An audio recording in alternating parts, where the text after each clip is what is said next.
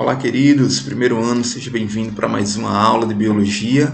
Hoje nós estamos na Biologia 2, estamos falando sobre os reinos, né?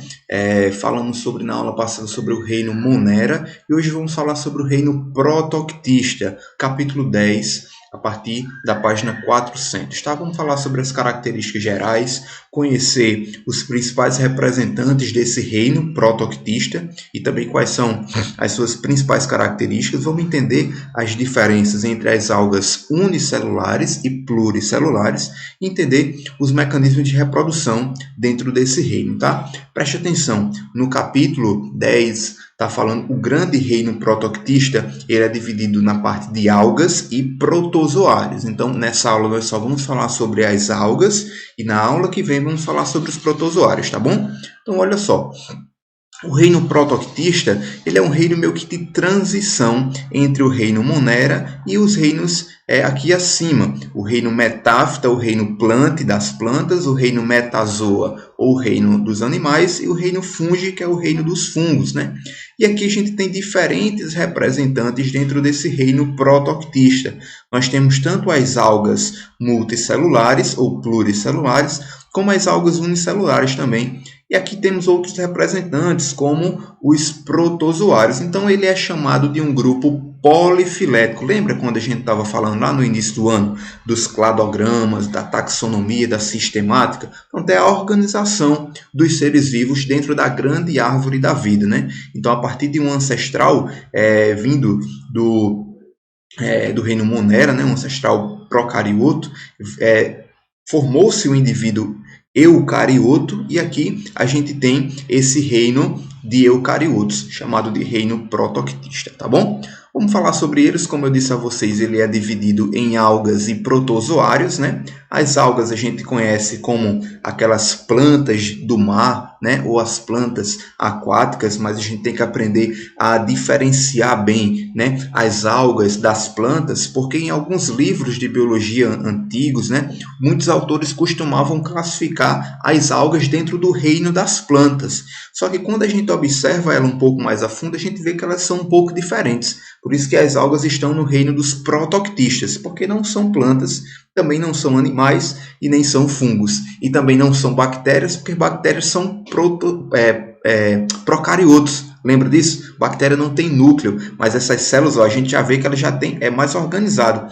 Os indivíduos do reino protoctista já tem núcleo, bem mais organizado, uma célula maior comparada ao tamanho de uma bactéria, tá bom? Então, vamos falar sobre elas, vamos falar sobre as algas, né, que a gente conhece, né, quando a gente vê aquelas imagens de ambientes aquáticos, aqueles aquários bem decorados, a gente vê com várias algas, né? Vamos conhecer como é que essas algas são organizadas, tá? A gente precisa lembrar e entender que as algas, que a gente chama de algas marinhas, né, elas podem ser tanto unicelulares, né, formando de indivíduos de uma célula, ou podem ser pluricelulares. Mas vê, as algas elas não são apenas marinhas, elas podem aparecer em outros ambientes aquáticos ou até em ambientes terrestres, como a gente viu aqui, é um ambiente úmido, né, de transição ali entre marés, mas ela pode acontecer fora da água também, não é totalmente dependente da água, mas em um ambiente geralmente úmido, tá bom? Eles não vão apresentar tecidos organizados, né? A gente não vai ver, como a gente vê, por exemplo, nos animais e nas plantas, a gente não vê nas algas tecidos organizados, né? Nas algas pluricelulares, obviamente. Por isso que elas não são tão assemelhadas às plantas. Por exemplo, quando a gente vê as plantas e estuda elas mais a fundo, a gente vê que as plantas, por exemplo, têm tecidos que fazem a condução da seiva, que pegam o nutriente da raiz e levam para as folhas, mas as algas elas não têm essas estruturas, não têm esses tecidos organizados, tá bom? E elas são organismos fotossintetizantes, a sua maioria, né? Apresentam clorofila. Clorofila é um pigmento fotossintetizante, a gente lembra dela, né? Existem diferentes tipos de clorofila, de A a E, mas a principal clorofila que vai ser apresentada é a clorofila A, tá bom? Olha só como é que se organiza uma alga pluricelular. Quando a gente olha para ela, a gente não vê raiz, caule e folha, como parece que tem, e, né, dá essa semelhança às plantas, né? Mas as algas, elas têm apenas uma estrutura de fixação, porque a sua maioria ela é bentônica, ou seja, vive presa a um substrato, ou quando é no ambiente aquático, no fundo desse ambiente, né? Elas têm apenas uma estrutura para se prender, para se fixar, não é para sugar nutriente do solo e transportar pelo seu corpo, sabe? Então essa região é chamada de apressório ou então de rizoide, né? Tem as duas nomenclaturas, tem o apressório, a região de fixação, o estipe, que dá a sustentação, e a lâmina, que é o corpo dessa alga, ou pode ser chamado de rizoide, cauloide e filoide, porque é como se fosse uma raiz, um caule e uma folha, mas essa terminação oide é como se fosse parecido. Tu lembra daqueles desenhos que a gente vê assim, os android? Android é aquele que parece com um homem, mas não é, né? E quem assistiu Dragon Ball aí sabe o que eu estou falando, né? Um android número 17, 18 e tal, porque são organismos criados que parecem com um andros, que quer dizer homem, mas não é realmente um ser humano. E quando a gente coloca aqui essa terminação oide, né? Filoide, cauloide e rizoide, é porque parece, mas não é, tá bom? Entendesse aí a diferença entre alga e planta? Vamos seguir. Aqui uma alga unicelular, tem um exemplo de um tipo de alga unicelular, formado por uma única célula, e ela já vai apresentar núcleo, então já é um indivíduo eucarioto, tá bom? Vai apresentar vários cloroplastos aqui em verdinho, porque essas células são fotossintetizantes, né? Vai apresentar um flagelo para auxiliar na locomoção, tá bom? Vamos falar sobre elas um pouco mais à frente. Então vamos classificar essas algas, né? A gente sabe que existem pluricelulares e unicelulares. Então as algas são classificadas das diferentes formas. Preste atenção, se localiza dentro da filogenia, se localiza dentro da taxonomia sistemática, ou seja, como a gente está organizando. Lembra daquela palavrinha reficofage que a gente falou lá no início do ano? Reino, filo, classe e ordem. Pronto, a gente está falando do reino protoctista, grande reino protoctista. Dentro desse reino vem o fi, né? Reficofage. Então, fi de filo. Então, vou ter vários filos dentro do grande reino protoctista. Então, os filos das algas pluricelulares, eu tenho o filo clorófita, carófita, feófita e rodófita. Tá vendo que nome estranho, mas a gente sabe dizer, o CH não tem som de X, né? É Ki, e Q com ela é clorófita, e aqui PH tem som de F, né? Y tem som de I normal. Carófita ou carofíceas são algumas algas verdes um pouco diferentes das clorófitas, ou também chamadas de clorofíceas, né? Cloro, tu vai lembrar de clorofila. Clorofila tem aquela cor verde, né? Então são algas verdes. As feófitas, lembra do ditongozinho aqui, A com E a gente pronuncia só o E, né? Então feófita ou feofíceas são algas pardas ou algas marrons, e as rodófitas são rodofíceas ou algas vermelhas. Vamos falar sobre elas, Primeiro falando das clorofíceas ou do filo clorófita. A maioria são de algas verdes pluricelulares, mas existem algumas unicelulares também. O filo clorófita é o único filo que tem representante pluricelular e unicelular, tá? A gente vai ter algumas algas, né, unicelulares, mas a maioria é pluricelular. Sua maioria de ambiente aquático, né, de água doce, a maioria, mas a gente encontra também em ambientes marinhos. Sabe aquela alface do mar, né? Aquilo que a gente vê verdinho, que parece uma alface lá no mar? Pronto, é uma alga verde pertencente ao filo clorófita, né? E esse nome clorófita é estranho. Cloro a gente lembra de verde, por isso da clorofila, né? Agora o fita vem de fíton, que quer dizer planta, porque quando os autores deram esse nome às algas, pensavam que elas eram plantas, né? Então por isso chamou ela de clorófita, uma planta verde. Mas a gente aprendeu que alga não é planta, certo? Vamos seguir. Algumas algas verdes unicelulares, elas fazem uma relação de mutualismo com alguns fungos. Vocês já viram isso na casca de algumas árvores?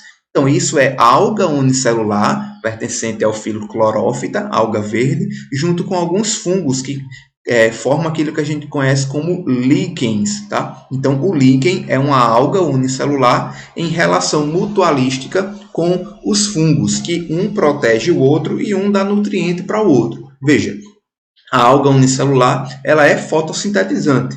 Produto de fotossíntese é glicose. Então, a glicose é dada para o fungo para ele produzir energia. Enquanto que o fungo, quando faz esse metabolismo, também fornece energia na forma de ATP e de outros nutrientes para as algas, tá bom?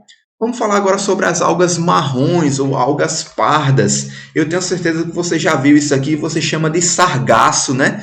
É justamente isso, é o nome da espécie desse tipo de alga aqui, ó. Na verdade, o nome dela é Sargassum, tá? Então, o Sargassum é o gênero de diferentes espécies de algas marrons ou algas pardas, tá bom? Elas apresentam clorofila A e C e também xantofila, né? Por isso que dá essa coloração um pouco mais amarronzada, ela não é totalmente verde, tá bom? Então, tenha cuidado, agora você está estudando biologia, você sabe, né? Você é uma pessoa inteligente. Então, quando você for lá na praia, depois que a quarentena passar, né? Quando você vê lá todas aquelas algas, você não vai chamar todo mundo de sargaço, né? Você sabe que o sargaço é um representante do filo das algas pardas ou algas marrons. Se você vê uma alga verde, você não vai dizer que ela é um sargaço, né? Porque sargasso é um gênero dentro do filo das algas pardas, beleza? Ó, então a gente tem elas de diferentes tamanhos, tá bom? E agora vamos falar das algas vermelhas, rodophyceas, do filo Rhodophyta. Rhodos quer dizer vermelho, tá bom? Então são as algas vermelhas, né? Algumas elas são bem pequenininhas, microscópicas, mas a maioria é macroscópica. Tá vendo? A gente vê esse sargaço na praia também, né? Essas algas aqui, quando você vê essa vermelha, você vai dizer, não, isso aqui não é um sargaço. Isso aqui é o quê? É uma alga vermelha, é um representante do filo Rhodophyta, uma rodophycia, tá bom? E essas algas, elas são muito importantes, gente, porque elas apresentam essas moléculas aqui, ó, carragenina e agar, tá? Eu acho que vocês já ouviram falar de agar, né? Ou que muitas pessoas colocam quando vão fazer gelatinas, geleias, pudins, que tem essa consistência meio, né? Gelatinosa, vamos dizer assim, que justamente um produto obtido dessas algas vermelhas, das rodófitas, tá? Então elas são importantes para a indústria de alimentos e de várias outras coisas, porque são delas que se obtém esses polissacarídeos. Eu acho que vocês já ouviram falar também da goma xantana, né? que é colocada em alimentos para dar maior consistência. São todas obtidas de algas, tá bom? Então essas são as algas pluricelulares. Agora vamos falar das unicelulares. Ó. Lembra que eu falei que a clorófita tem alguns representantes unicelulares, mas as outras maiorias pertencem a outros filos. Se localiza aí, estamos no grande reino dos protoctistas e falando dos vários filos, várias classificações. Alguns filos são de algas pluricelulares, agora vamos falar de filos das unicelulares. Aí eu tenho Bacillariófita, também chamada de diatomáceas, o filo Dinófita ou os dinoflagelados ou pirrófitas. Aqui são outras nomenclaturas, tá? Porque vários autores tentam classificar, aí eles colocam nomes de acordo com diferentes características que esses organismos apresentam, tá? Temos o filo Euglenófita, que é um importante representante das algas unicelulares, e temos o filo Crisófita, tá bom? Vamos falar sobre alguns deles aqui, ó. Falamos das clorófitas unicelulares, já vamos falar das bacillariófitas ou diatomácea, né? Diatomácea, gente, são todas algas unicelulares e elas são muito importantes porque elas compõem o fitoplâncton. O que é o fitoplâncton? Plâncton vocês já ouviram falar, né? Quando a gente assiste Bob Esponja, aquele bichinho pequenininho. Mas ali quando é formado de pequenos animais, a gente chama de zooplâncton. Mas o fitoplâncton, fito, lembra de fito de planta, né? Então, o fitoplâncton é aqueles micro-organismos, né, que vão realizar fotossíntese. Estão lá no ambiente aquático, realizando fotossíntese, liberando, né, energia, liberando glicose no meio, servindo de alimento também para outros animais maiores, tá bom? Então, as diatomáceas compõem o fitoplâncton e elas são células que são revestidas por uma carapaça. É como se fosse um escudo que elas têm assim, e essa carapaça, chamada de frústula, ela é formada por um óxido de sílica. Tá? Sílica é uma molécula que é aplicada na fabricação de vidros, tá? De espelhos, enfim. Então, esse óxido de sílica é composto da flústula, da carapaça das diatomáceas. Tá? Então, a gente tem aqui várias células diferentes formadas de vários formatos estranhos, né? Porque elas têm essas carapaças, esses escudos assim, meio duros, né? E preste atenção, quando essas diatomáceas, quando essas células morrem, né? A sua carapaça, ela permanece, porque a carapaça ela é inorgânica, tá? É uma substância inorgânica. Então, quando as células, né, essas diatomáceas, elas morrem, vão se acumulando as carapaças de óxido de sílica, e quando se acumula essa carapaça, né, forma um composto chamado de diatomito. O diatomito é também conhecido por algumas pessoas como terra diatomácea, né? É uma terra, é um material assim que é utilizado, né? Que é originado, é formado a partir da carapaça das diatomáceas, dessas células, dessas algas unicelulares. Tá vendo aqui, ó, uma mina de diatomito, né? A gente tem aqui uma camada, né? Então, quando um pesquisador, vê que massa, bicho, como é isso é massa. Quando um pesquisador, um paleontólogo, está fazendo um estudo da área, quando ele vê assim, faz uma escavação que vê isso aqui, aí o que é que ele encontra? Poxa, ele encontra, né, um diatomito, né, uma camada de diatomito aqui nessa escavação. Aí o que é que ele pensa? Olha só, se o diatomito é formado pelas carapaças das diatomáceas, e diatomáceas são algas unicelulares que vivem no ambiente aquático, na maioria marinha, então quando ele chega num ambiente desse, ele pode pensar: há milhões de anos atrás, esse ambiente poderia ser um ambiente aquático. Então já existiu um mar, um lago aqui, que existiu várias algas unicelulares, várias diatomáceas, e quando elas morreram, elas sedimentaram a carapaça e formou esse diatomito. Está entendendo como é interessante, como é importante a gente conhecer esses bichos, que serve até para a gente conhecer novos ambientes, né? Entender as eras geológicas e tudo mais, beleza? Mas vamos seguir aqui para a gente não perder muito tempo. Tem outro filo, ó, o filo dinófita ou dinoflagelados, né? Porque eles apresentam dois flagelos, dois flagelados, tá? São unicelulares, de maioria marinha, vão compor também o fitoplâncton, né? Essas algas unicelulares que realizam fotossíntese, e aqui a gente tem várias formas delas, tá bom? São chamadas também de pirrófitas ou algas de fogo, né? Algas que têm uma coloração mais escura, e essas algas, né, elas são muito importantes, porque elas se associam com alguns corais e vários outros animais, formando as zooxantelas. Então, zooxantela são algas dinoflageladas, né, associadas a outros animais, como, por exemplo, os corais. A gente olha os corais, eles são bem coloridos, cheios de cores, e quem dão essas cores são essas algas que estão associadas a esses corais, que a gente vai aprender mais na frente que elas são quinidários, de outro filo de animais, tá? Mas a gente pode acontecer o branqueamento desses corais. O que é isso? O que é que acontece com o branqueamento do coral? A gente sabe que as algas unicelulares vivem em simbiose, lá, relação mutualística com esses corais, né? Mas pode mudar o ambiente, pode acontecer alguma mudança, né? Alteração da acidez do oceano, da temperatura, poluição, né? E o coral ele fica estressado, ou seja, muda o seu ambiente e ele não consegue mais viver junto com essas algas. Então ele começa a expulsar as algas do seu corpo. Ó. Quando o coral está estressado, ele expele a alga do seu corpo. Então, se ele expele a alga e é a alga que dá a coloração a esse coral, ele vai ficar branco, vai ficar esbranquiçado. Então, o que é isso é importante? Quando os pesquisadores, mergulhadores estão observando um coral e ele vê que tem vários corais esbranquiçados, isso quer dizer o quê? Que aquele ambiente está com algum estresse, com algum poluente, com temperatura elevada, com acidez no oceano, porque não está tendo mais algas unicelulares dinoflageladas junto com esses corais. Está entendendo a importância de a gente conhecer? Beleza, vamos seguir aqui. Eles também são importantes porque eles dão esses fenômenos aqui que são observados em ambientes aquáticos. Ó. A bioluminescência, alguns alguns oceanos, né, que eles têm essa capacidade de emitir essa coloração e também causam a maré vermelha. Já ouviram falar de maré vermelha? Maré vermelha é causada pela alta proliferação dessas algas, que são pertencentes ao filo Dinófita, tá? Então, estamos falando de organismos unicelulares, beleza?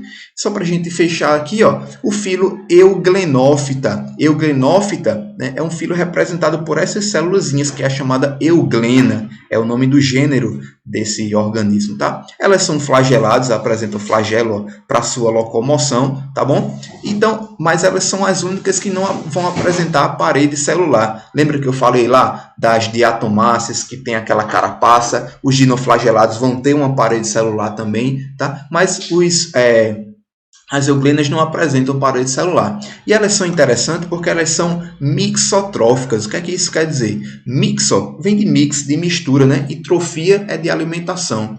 Então, mixotróficas por quê? Porque elas podem fazer tanto fotossíntese como se alimentar de outra forma. Ela pode ser classificada tanto como autotrófica quanto heterotrófica. Tá bom? Então, elas vão apresentar cloroplastos para realizar fotossíntese, tá? E elas vão também capturar alimentos, compostos orgânicos que vão estar dispersos no ambiente aquático, tá? Para capturar. E é interessante também essa euglena, ó, porque aqui na sua porção final, ela tem uma região chamada de estigma, ou estigma. E esse estigma, ele é fotossensível, ou seja, tem sensibilidade à luz. Então, essa célula unicelular, um organismo unicelular, consegue perceber a luz no ambiente, tá? Por causa dessas células fotorreceptoras que compõem o estigma. Tá vendo aqui, ó? Próximo à região final tem o estigma, né? E também tem fotorreceptores por aqui que vão auxiliar na movimentação, na locomoção, né? E na posição dessas células, tá bom?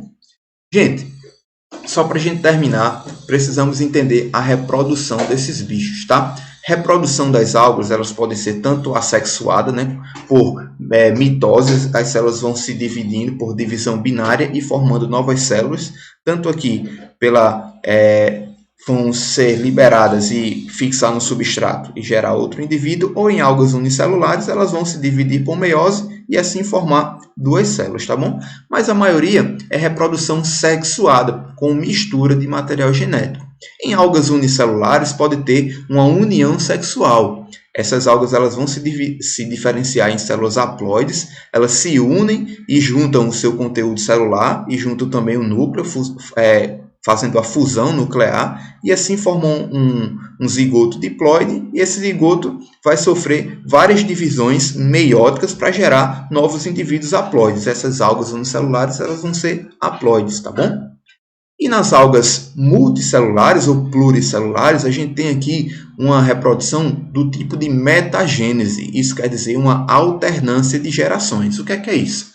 Existem organismos que são do tipo esporófito, 2N, e gametófito, N, haploide e diploide. Tá? Esses organismos diploides, esporófitos, eles são produtores de esporos. Né? Os esporos vão ser produzidos lá no esporângio. E os esporos, eles são haploides, N. Então, se o indivíduo ele é diploide, ele precisa sofrer meiose para produzir esporos haploides. Tá?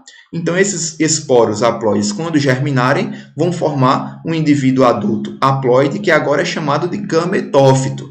Aí o gametófito ele pode ser feminino ou masculino, produzindo gametas, por mitose gametas N, né, haploide, já que o organismo adulto ele também é haploide. Aí esses gametas haploides vão se fundir, né, vão fazer a fecundação e assim vai formar um zigoto diploide, que vai dar origem por mitose ao indivíduo adulto esporófito, que é diploide também, tá bom? Então, dá uma lida assim, observe essa imagem com calma, pausa aí o vídeo, qualquer coisa, lá no livro de vocês também tem, tá? E a gente vai parar por aqui. Na próxima aula, próxima semana, a gente vai falar sobre a parte dos protozoários dentro do grande reino protoictista, tá bom, gente?